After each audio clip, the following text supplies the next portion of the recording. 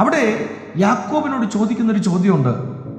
നിന്റെ പേരെന്ത് എന്ന് അവനോട് ചോദിച്ചതിന് യാക്കോബ് എന്ന് അവൻ പറഞ്ഞു.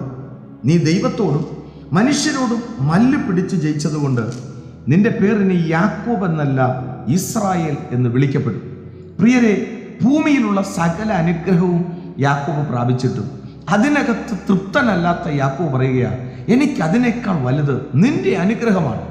ആ രാത്രിയിൽ മല്ല് പിടിച്ച് ആ അനുഗ്രഹം പ്രാപിച്ച യാക്കോബിനെ പോലെ പ്രിയരെ, നമ്മുടെ ജീവിതത്തിൽ ഈ ഭൂമിയിൽ നമുക്ക് ഒത്തിരി നന്മകളുണ്ട്, ഒത്തിരി അനുഗ്രഹങ്ങളുണ്ട്. എന്നാൽ അവിടം കൊണ്ടൊന്നും അവസാനിക്കാതെ ദൈവത്തിൽ നിന്നുള്ള നിത്യത എന്ന അനുഗ്രഹം പ്രാപിക്കുന്നത് വരെ രാത്രിയിൽ യാക്കോബ് മല്ലുപിടിച്ചതുപോലെ നമ്മുടെ ജീവിതത്തിൻ്റെ യാത്രയിൽ ദൈവത്തോട് മല്ലുപിടിച്ച് ചില അനുഗ്രഹങ്ങൾ, മറഞ്ഞു കിടക്കുന്ന ചില അനുഗ്രഹങ്ങൾ പ്രാപിച്ച് സഞ്ചരിപ്പാൻ ദൈവം കൃപ ചെയ്യട്ടെ.